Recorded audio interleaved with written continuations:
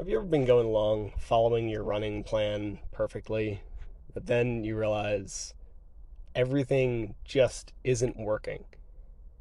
And it's because it is just way too hot outside.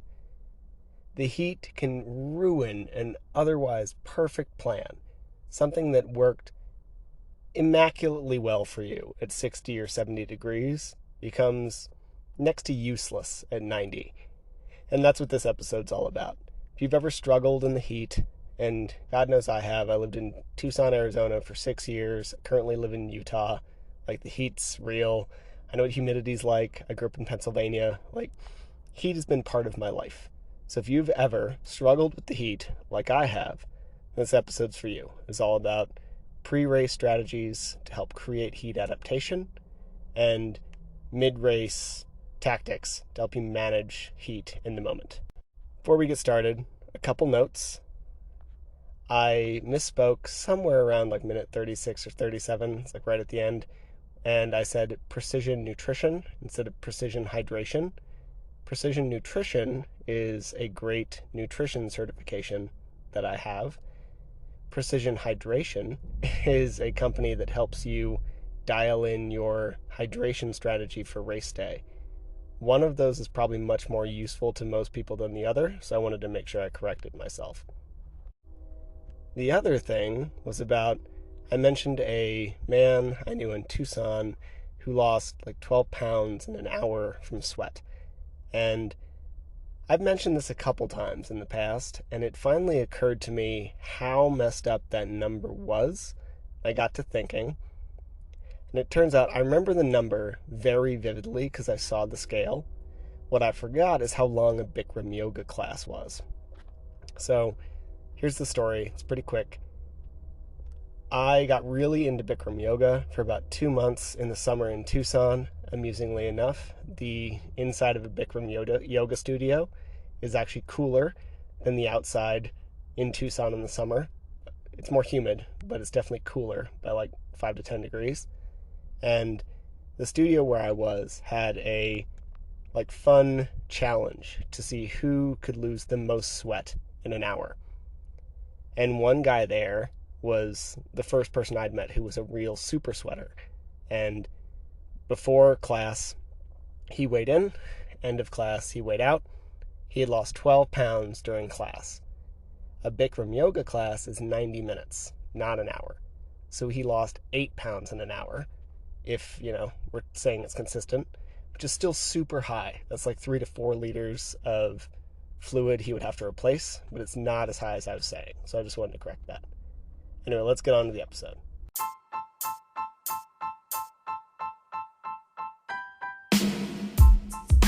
Welcome to the Eat Well, Sleep Great, Run Far podcast.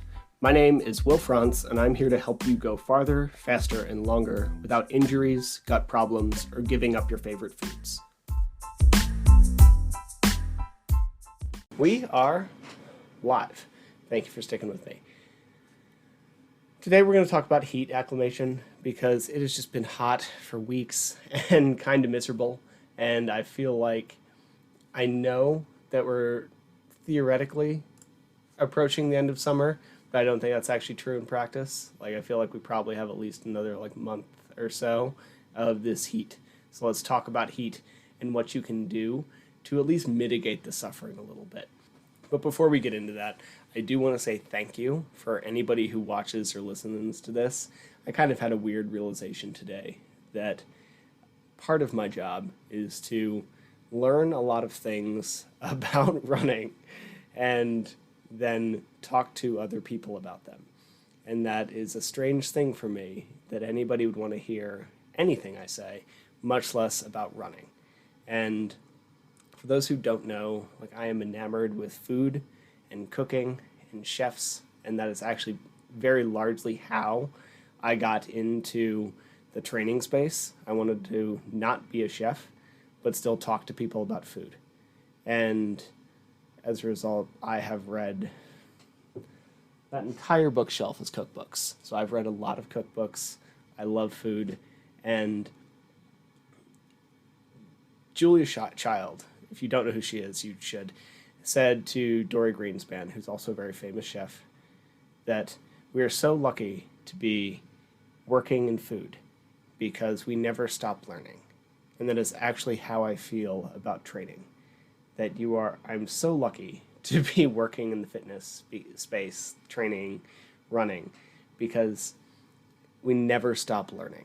And that is especially true of such a newer sport like trail and ultra, where every year we learn new stuff. And some of that is about heat. So thank you if you're listening to this and watching this. Let's get into heat. So if you are running in the heat, you should spend some time getting acclimated to it because it can really tank your performance. And we're not talking, it doesn't have to be that hot to really cause you a bunch of damage. Humans seem to perform their best right at around like 60 degrees. And when we get higher than that, it immediately starts to cause problems. So when we look at the difference between like 55 degrees and 85 degrees, that can create a 10% performance drop. And that is measured by the distance people covered in the span of 15 minutes. So yes, it was more of a sprint, it was more of a short effort, but that does actually seem to extrapolate. So if you were going for longer efforts, that seems to be more and more relevant as time goes on, especially because your core temperature is just going to keep rising to some end. So if 55 to 85 can create a 10% performance drop, what happens when we start to get into like 95, 105, 115? It becomes terrible. So what are we really talking about when we look at heat adaptation? First, we have acclimation versus acclimatization. You might hear both of these words. They are technically different. Nobody actually cares unless you're a scientist. Acclimation is if you live in a hot environment and you are adapting to your environment. Acclimatization is when you are trying to create these things by force, so like using a sauna. So what actually happens to your body? You see a reduced heart rate at the same like effort and temperature. So your heart rate doesn't move as much. What does that mean? It means you don't create as much lactate, so you don't have to use as much, so you don't have to clear as much. You are not going to bonk as quickly. You're not going to use quite as high a percentage of carbohydrate. All of these things that can create or dampen your longevity on your run are less likely if you have some acclimation to heat. Your sweat rate is higher, which might seem like a weird thing if your sweat rate's already high, but you are trying to produce more fluid so that more evaporative cooling happens. You also start to sweat earlier, and this leads to lower body temperatures, right? Like if we're sweating, if we're seeing this evaporative cooling, if we're seeing this progress, then your body temperature is going to be lower, your heart rate will be lower, and you will do better. You'll perform better. We also see less sodium loss, so per like liter of sweat. So as you go through the summer, as you adapt to the heat, it is very likely that you might need to maybe maintain your sodium intake as you increase your fluid. And then on that note, you will need more fluid. Your sweat rate has risen. You're sweating more, not just due to the heat, but due to physiological adaptations to the heat. So you will need to probably increase your fluid while you less increase your sodium. So we need to be aware of that. Now, full heat adaptation takes maybe 7 to 14 days, depending on the person. And it's really vague. So we're going to get to methods a little bit later, but the short version of that is it doesn't take that long. If you're looking at a hot race, or if we're listening to this in the future and summer's coming, then we can create some heat adaptation very quickly. So it doesn't need to be the first thing on your list to do. Now, I've been meaning to talk about this for a while, and then I kind of got distracted with other stuff, and then I forgot. And so I'm sorry it's like August as I put this out. I realize things like bad water and whatever have already passed. So a little late to the party here, but in some ways it's for the best, because I just heard a really good podcast from Corinne Malcolm on Trail Runner Nation, and she had a couple ideas I hadn't covered in the original draft of this, so maybe it all works out. We cover more stuff. Now, first, if we're looking at performing in the heat, I think a lot of people get into, be it any environmental thing, and your head messes with you. So be it the heat or the elevation or the cold, you have this like identity as, I don't do well in this thing. And if we're looking at heat, yeah, it does make it harder. You telling yourself that you don't do well in it makes it even harder. So let's try not to get too much in your head about it. Now, once we realize that we can make adaptations and plan and create some preventative measures to the heat, that often helps. And this is why we're having this. If you go in with a plan, just like anything else, be it your hydration or your fueling or whatever, then you will often do better.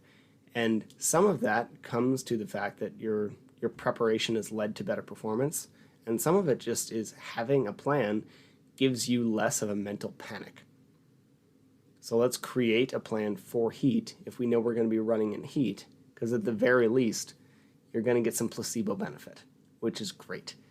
Now, little caveat is that a lot of things seem to affect heat performance. There's definitely genetic variances.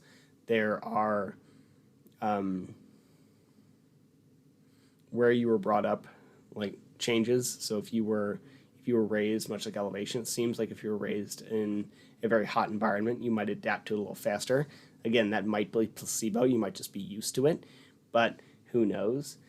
And there is also a sex variant. So women seem to take a little longer to adapt to heat than men. We're not quite sure how much, but it does seem to take a little longer. Now we're talking probably like 7 versus 10 days or like 10 versus 14 days.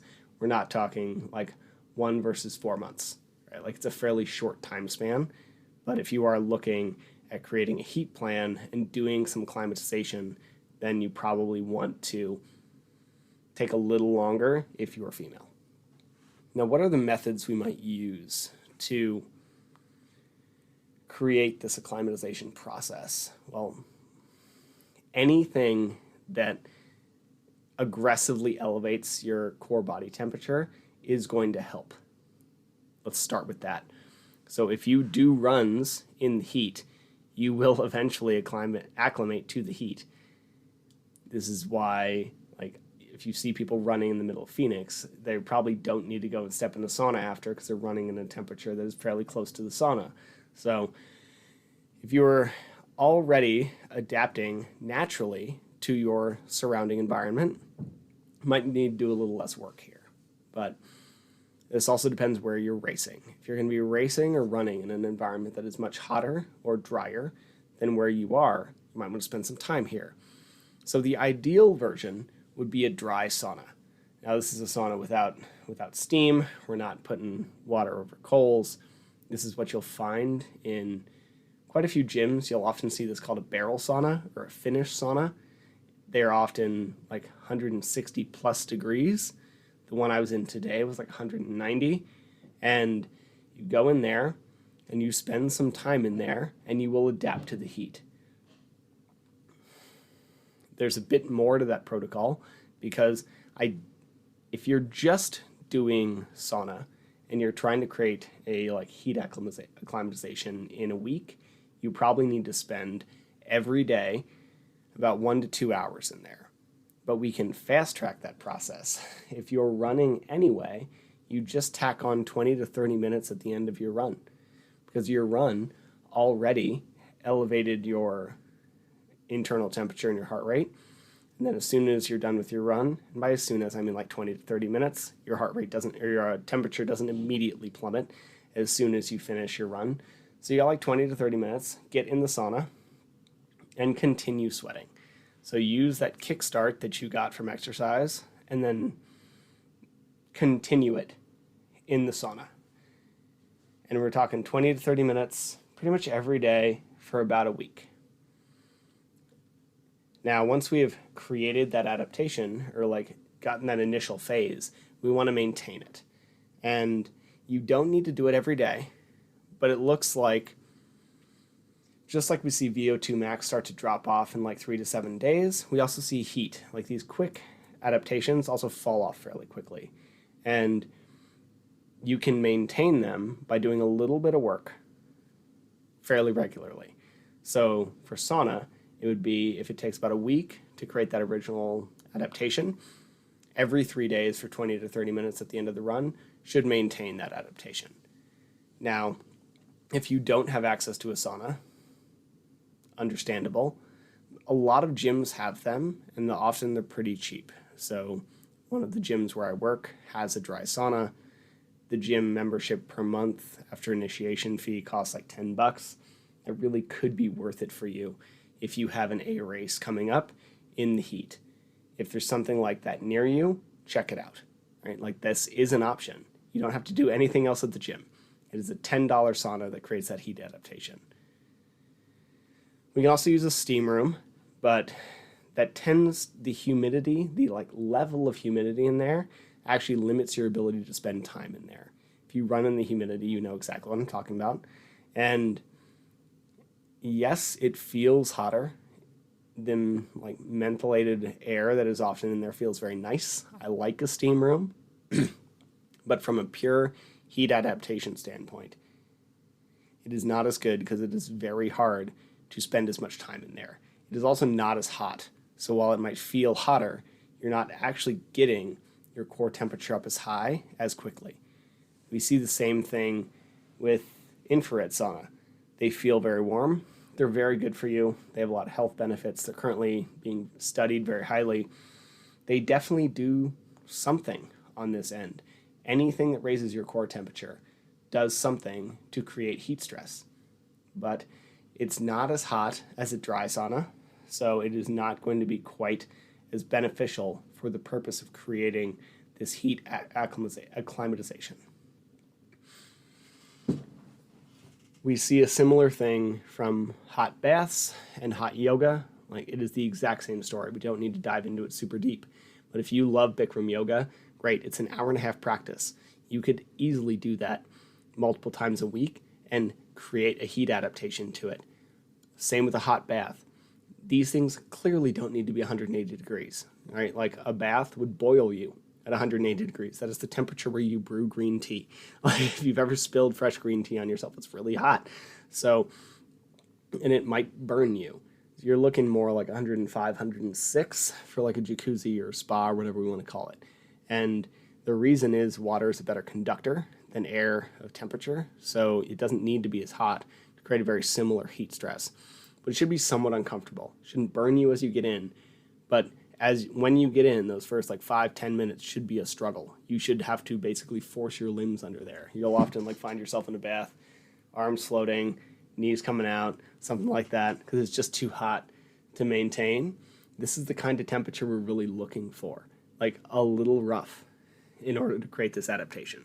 You'll also see a lot of people overdressing, where you go do a workout or a run probably already in the heat, and then you put on like all your winter clothes. And so you'll have like a sweatshirt and a hoodie and a down jacket and then a puffy, and you'll have all that on while you go run in like 90-degree temperatures. And yes, that will absolutely create heat adaptation. It is also going to tank your workout a little bit. So this is a strategy you want to use. I would actually use it at the end of your workout, just like you used the other one. Like go do your workout, then throw all that stuff on and just kind of walk around in the heat. Suffer like a sauna, right? Like just treat the environment as your sauna with all these extra layers on. Otherwise, you're going to see a drop in performance in your workout, which will negatively affect your speed and your ultimate adaptation you're trying to get from that workout. Your hot car is another version of this. And I can easily turn my car into a sauna. I don't have air conditioning. So if I need to take a phone call on my like Bluetooth in my car, then I will have to shut all the windows and my car turns incredibly hot. I will get like 10 minutes down and I'm sweating more than if I got into a sauna. Right? Like we know that like babies and dogs and all these like more sensitive creatures can die in the car very quickly, and there's good reason. It's hot in there. So if you have a very hot environment, then when you get done with your run, you can easily just trap yourself in the car without turning the AC on and drive home. Be safe. Please don't be dumb. Don't do this if there's other people, other sensitive people in the car with you. Don't do this to such a degree that you get dizzy and woozy and crash your car. But you can boost your heat adaptation a little bit that way. And then stories, like people will do anything to boost this heat adaptation. Jason Koop tells the stories of 20 years ago when people were prepping for bad water and like saunas were not very common. People would like take their they would take the dryer and remove the vent from the wall, aim it so it plays directly in their face, and then do a bunch of like cycling workouts in their dryer room with the dryer pointed at their face and all the doors shut. Like people have tried everything to create this adaptation, and technically it all works. You just need to do something that like fits your budget, fits your time scale, and also like makes you hot, right? Like it needs to make you hot, it needs to fit your budget and your time scale. Now, if we're looking at something like a sauna, it is hot, 180, 190 degrees. It's very hot. You might not be able to get in there for half an hour on day one, so you might need to ease into it. And this goes a little bit in timing, because you don't want to start this like 2 weeks before your race. This is a thing you want to start during like a mild deload week, probably about a month and a half out, so that you're not adding a ton of extra stress to an already stressful training cycle. And then you'll boost your heat adaptation and then just try to maintain it through the rest of it. Don't start heat adaptation in the middle of your peak week for volume or intensity. We want to start it much farther out than that during a deload, knock out the 7 days, and then do that 3-day repeat. You can't really get like extra heat acclimation from spending more and more and more time in the heat. Once you get acclimated to a certain level of heat, you're acclimated. The things we're actually creating, as I said earlier, are like an increase in blood plasma. You can't end up with infinite blood plasma. So once you've created this adaptation, it's there. You just need to maintain it. So find a down week near the end and boost it. And in fact, you can start this as early as you want. This could be somewhat of a year-long practice for you. If you have access to a sauna, it is one of the healthiest things you can do. They've shown from studies in Finland that sauning like 4 to 7 times a week has an incredible, like unbelievable 30% or something effect on all-cause mortality. And then even a day a week boosts drops all-cause mortality quite a bit. Being in the sauna is very good for you. If you have access to one, you should probably do it anyway. And if we're using it for heat acclimatization, then we can just do that and just maintain that on a fairly yearly basis. And then as we're going into summer, just boost it for a little bit and then continue to maintain it. I have heard from some people that if you do 2 rounds of this, well timed around your race, like one 7-day span about 2 months out, and then maintain, and then another 7-day span about like 2 to 4 weeks out, and then maintain, that might create a slightly better adaptation. I don't know why this would be. Maybe. I think what that probably does is like even with your 3-day boosting, there's still a slight degradation. So if you boost it 2 months, or if you create that adaptation 2 months out and then maintain it, you might get like an extra kick if you're prepping for something like bad water. But I feel like for most people, unless you're running in 130 degree temps, a basic 7 to 10 day like initiation period with 3-day maintenance makes a ton of sense. Now, let's get past prep, right? So once we're approaching closer to race day, we have a ton of strategies that's going to be helpful, but all of them work on a couple basic principles. One is staying hydrated, which we'll get to at the end. The other one is increasing evaporation, because that is why sweating works. You create a bunch of fluid, it evaporates off you, and it works like evaporative cooling. Your body creates a swamp cooler. And this is why humidity sucks, because it doesn't let that evaporative cooling actually work. It just traps on you, and you stay moist, and then you don't actually get any better. You're just gross. So this is why humidity is not helpful. The other way it works is temperature gradients. So if your core is really hot and out here is really cool, then that blood is going to cycle, and you're going to bring the cool blood into your core, which will help cool your core a little bit. So that is what we're really looking for anyway, and that is why we can still perform some of this stuff in the humidity, because a temperature gradient idea works. It's just not going to be quite as effective as it would be if we have evaporation as well, right? So if we look at an athlete that's recently ran a race, it's a night race in Phoenix, he stepped on the start line, it was 110 degrees. Like, what do we do there? And the biggest thing was stay wet. Like, you need to get wet. And this is a big principle at Western states too. If you are constantly dipping yourself in streams and pouring water over yourself, if it is a dry environment, staying wet is a really good idea, because it will pull all of that heat out of you. Need to use that evaporative mechanism if we're running in the desert or like a drier environment in the summer. So stay as wet as you can. Granted, you don't want to be using a ton of the water that you need to be drinking and pouring it over yourself. But if you have extra, let's use it. This is not as good of an idea if you're running somewhere like Florida. It's just going to feel oppressive. But if we're running somewhere drier, then the evaporation idea needs to happen. Okay. And if we are running somewhere more humid, we can use that by stay cold. So another idea that works across the board is ice. Put ice in your hat, put ice in your neck, put ice on the other side of your neck. Try and get veins and arteries and everything we can possibly do. Whatever feels good to you. I hate stuff around my neck. There's no way I could wear one of those bandanas. Like, I just feel like this doesn't make me feel great, and it's myself. There's no way that I could do that, but it helps a lot of people. Put ice in your hat, put ice in your bag. I heard from Corinne, I guess she learned this from cycling, was ice socks. If you have a team, then like pantyhose are fairly cheap. Get them, create little like softball size things of ice, put them in your bag, put them in your sports bra if you're a woman, and it will slowly melt, keeping you cold, and then you won't end up with anything other than like a little piece of pantyhose. And the ice is gone, right? So this is a great idea. Now, you'll also want to cover yourself. So aside from like putting ice everywhere and trying to keep yourself cold, addition to that, backtrack.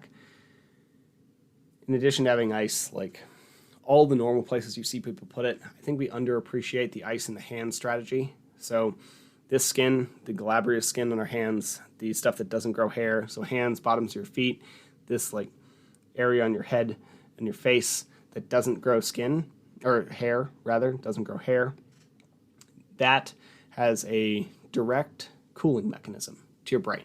So if you're overheating and we can get those areas cold, that has an incredibly big effect compared to like getting your left shoulder cold, right? So one thing that can be super helpful is having frozen water bottles or just like grabbing a handful of ice as you leave. And you want to get them cold. Like, we should feel like if your pacer or your crew touched your hand when that was gone, it should feel cool or cold to the touch. And that will help. That will help bring down your core temperature. In fact, it might bring it down a little too fast, but it can definitely help, especially if you're in panic mode. But doing that at every aid station, having some ice in your hands until they start to feel cool, can really help regulate your core temperature. Another thing that we can do, cover yourself, right? Like solar radiation, just skyrockets your core temperature. If you've ever spent any time in the difference between like covered, cloudy sea level, and then top of an 8,000-foot peak.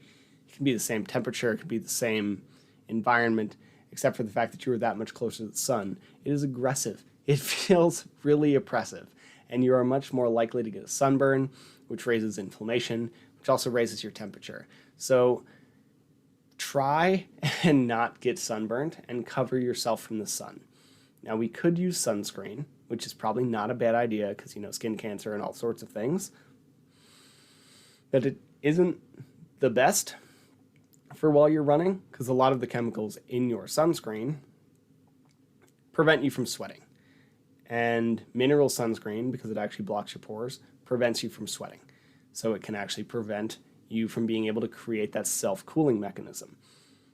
So use sunscreen as needed, but we want to mitigate it or minimize it as much as possible. And you're much better off getting like very thin white arm sleeve that we can cover with, or a hat that covers, look at photos of people who run in Badwater 135. They're covered head to toe in white clothing because it's reflective. And that is more or less what you need to look like if you're running in the sun. Yes, a lot of people run shirtless. It feels really nice, but it's probably not your best bet. Now, what type of fabric should we be wearing? There's some debate on this, actually. For years, we've always said, wear the tech stuff that helps evaporate faster. And there's definite truth to that. I've heard that very aggressively that people do not want you to run in cotton from very good coaches, and for the most part that tends to be true. However, if you're very hot, a very dry environment, this might not be accurate. Because cotton will actually hold the water longer, which if you have 2 hours between an aid station in a very hot, dry environment, that could help keep that water on you and boost that evaporative cooling a little longer. This is not a thing you should try on race day. You should try this during some of your prep. Go out, try different types of shirts, try different kits, different gear, and see what works for you. If you're in a very humid environment, you absolutely don't want to wear that. You want the stuff that's going to evaporate as fast as possible.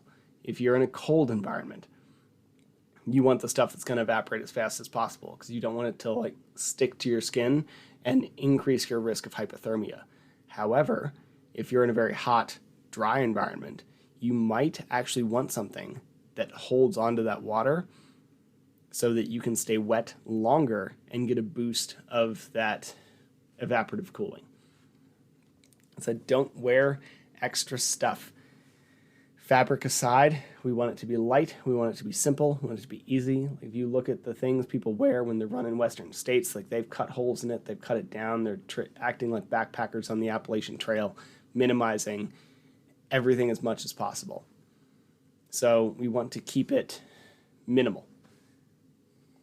And if we're getting wet and putting ice on ourselves and constantly dripping water everywhere, this can clearly cause problems. We know that wet shoes can lead to blisters and that chafing and all these things. So lube up, prep, have more lube, make sure that you are well set up to avoid chafing. And just make sure that you're taking care of yourself and prepping accordingly, because the water, all the liquid, all that on your body is going to keep your core temperature down. But we don't want that to cause another problem. Now,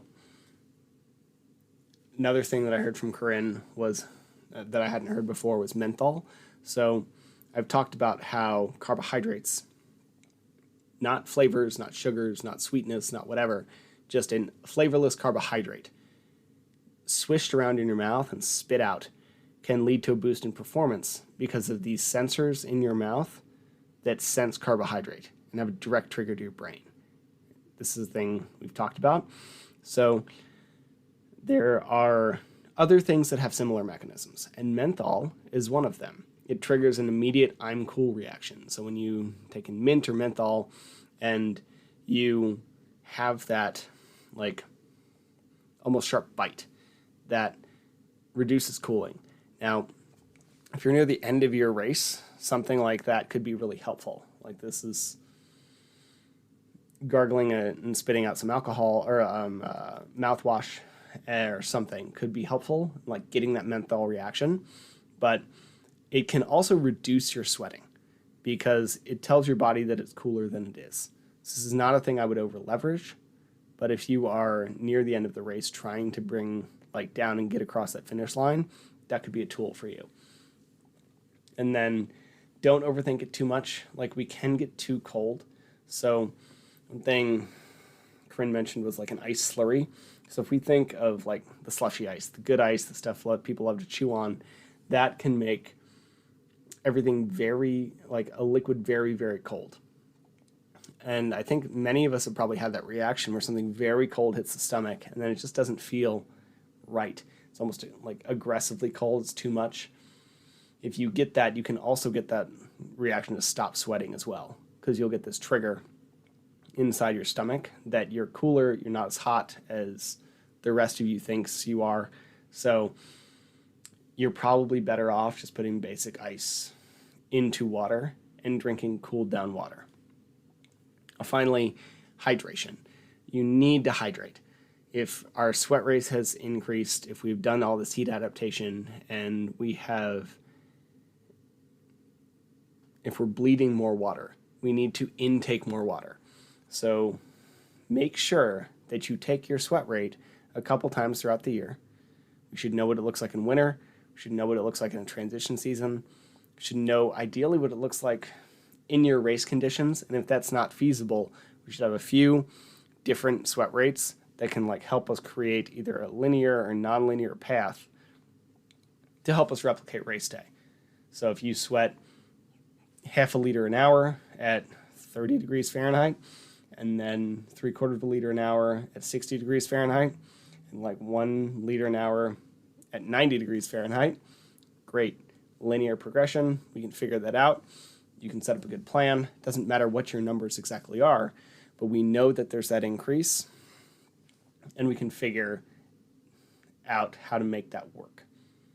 If you don't know how your sweat rate changes through different temperature, you have no chance of hydrating well. You're just guessing. You're always guessing if you don't know your sweat rate. But if you're not also figuring out the changes, then you're guessing when it could really matter. Most people struggle to eat in the summer in the heat during their races because they're dehydrated. So figure out your hydration and everything else will get a little easier. As I said earlier, sodium is a little trickier to dial in. It's always trickier to dial in. There's a big spectrum. If you initially need, like at the beginning of the summer, you might need a huge boost in sodium to get yourself through a couple weeks. Then as your body adapts and you start to lose less sodium with your sweat, we might need to titrate this down. And I saw this with a couple athletes this year where beginning of the summer, we needed to crank their sodium to keep them hydrated. And then as a month later, we need to cut it back down.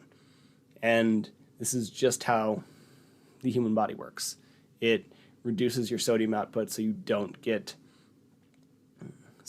lose as much as we adapt to heat, and need to make sure that we're correspondingly adjusting our intake to deal with that. Now you can either get a sweat test at a lab like Precision Nutrition, or you can just keep trying a few different things and finding what works for you on your long runs. And unless you're really struggling, you should definitely start with the latter. Now, I think it's about it. Make sure that your hydration's on point. Prep work. If you really need it, you can prehydrate, so add some extra sodium. If you learn that your sweat rate in the summer is that of someone I used to know in Tucson, where it's like 12 pounds in an hour, which is like is like 3 liters an hour. More than that. It's a lot. So we lost like 12 pounds in an hour in the summer in Tucson, and that is going to be really hard to recover. Impossible. It'll be impossible to recover. So if you are going to be that high of a sweat rate, then you will need to intake a bunch of sodium and some carbohydrate and maybe some other stuff beforehand to help prehydrate you. And that is a much more like dialed in strategy that if you need to go that route, message me and I'm happy to help you out. So if you have any questions, pop in the chat. Be here for another couple seconds. For the most part, thank you for hanging around. I really appreciate it. Again, never really thought this would be where this would be, and just kind of hit me today. So thanks for listening to me talk about heat, and I'll be back next week with another one of these, probably about running form. I've been putting some thoughts together about that, and I will get this podcast up in a couple days. Hope you have a good rest of your night, and I'll be back later. See ya. Thank you for listening to the show. To be clear, I'm not a doctor nor a registered dietitian, and nothing you heard was medical advice. You should always speak with a qualified medical professional before making any changes to your training regimen. If you enjoy the podcast or found it useful, please take a couple seconds to give it a rating or share it with a friend. Every little bit helps. And if you want more of this information, please head to the Trail and Ultra Running Nutrition group on Facebook. You'll be in good company with other like-minded people who like to do hard stuff outside.